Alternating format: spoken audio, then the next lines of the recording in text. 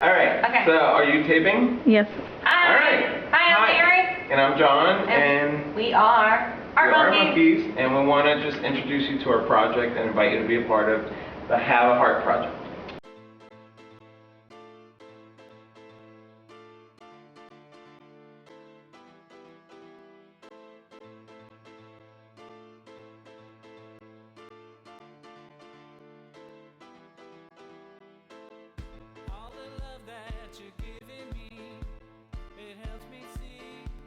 The Have a Heart project was something, again, it's right in line with my idea of what painting and what artists are. They're problem solvers and they are community connectors. And they're a place where people can come and have discussions about topical issues, personal issues, and just connect and be a community. Coming up with shows for the upcoming months for Studio 4, February came up, and a lot of people do love shows or heart shows or red shows in honor of Valentine's, and we felt that we didn't want to follow in that tradition, and we would make the community our Valentine. The reason that's why it's Have a Heart, because it's about connecting Valentine's Day to our community and to the show, and so people would be like, oh, hearts and love, but it's even bigger than that, because it's about having a community through our Valentine and being,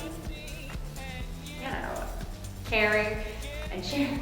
It's very Hallmark commercial, yay!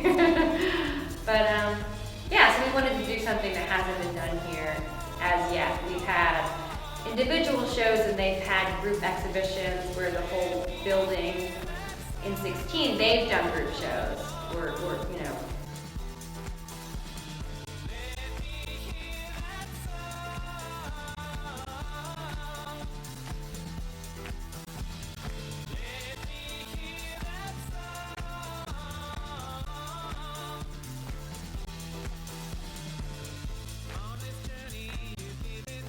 Well, Mary had a food drive here last year that was also for Food for Others. I wasn't here last year, so I wasn't even living in this general area. I mean, I was in the general area, but not this close. So I have no idea how that went, but I know that she felt she wanted to take it further. Nobody's done anything like this here at the workhouse, and we wanted to do something that connected not just the visual arts, but we wanted to have sculptural elements, we wanted to have a video element, we wanted to make it very relevant, and we want to get people here. And we figured what better way than to get people jazzed up about art is, and coming to the workhouse was, oh, we're doing a good cause, and then once they get here and they see all the great stuff, then they're more than welcome coming back and, being part of our other big things. So, but Have a Heart, it started, we wanted to do a food drive, we wanted to tie it in somehow, but we didn't want to do, traditional Valentine, so that's where the Have a Heart came from, not a food drive title. So it just worked.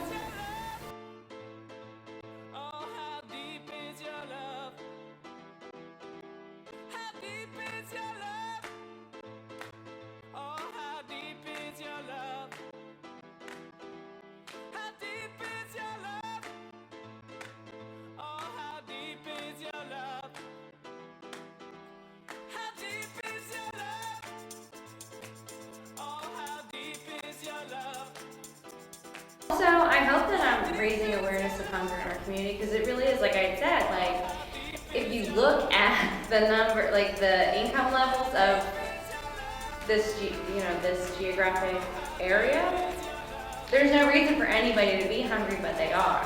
And people are losing their jobs at an alarming rate. I think we often tend to forget our neighbors. I think that we think that there's no poverty in the suburbs, or that, it's just not as out there, I think, because the suburbs are, sometimes houses are a little bit farther removed, or I don't know what it is about it, but we tend to think that people in the suburbs are okay. And this is not even that it's just about poverty. Food for Others doesn't just benefit people who are poor. It's about a safety net. A lot of people, they lose a spouse or they get laid off, and they're living day to day, and they're not poor, but you know, their unemployment's gonna run out, and being able to go and get food from a pantry allows them the cushion to maybe pay another bill when their, you know, their money goes down drastically, and otherwise they wouldn't make it. So it's not just about them being poor, but helping them remain self-sufficient and maintaining a good life. You know, my dad got laid off, and he was a fellow police officer, and there were these huge layoffs, and you know, it was very difficult. We were a family of, I don't think my youngest brother, we were just a family of 4, but there we were, getting food stamps. You know, that was something that we never thought would have to happen. And you know, my dad was a hardworking person, but my mom was a stay-at-home mom at the time, and it's an awful feeling. Like nobody wants to be there. So it's a reality. It's a reality I recognize, because I remember to the extent that I remember my mother being, you know, ashamed having to take that generosity, not generosity, but going and getting welfare, you know, food stamps to help buy food because, you know, my dad who lost his job.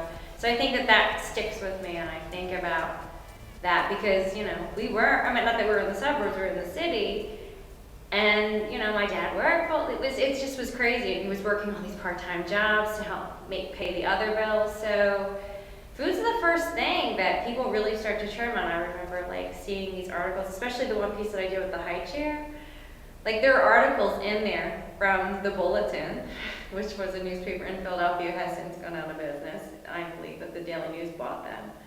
But there's like little excerpts from 1975 where they're talking about the price of food and how difficult it is for a family, and that they should get these co-ops that way you can buy food in bulk, and like that's all in the high chair that I painted. And so the issues that are happening now have been ongoing for as long as I can remember, and I think it's in every demographic, especially it's just the economy. The economy is difficult, and it's a reality. So it's a reality that I lived, and.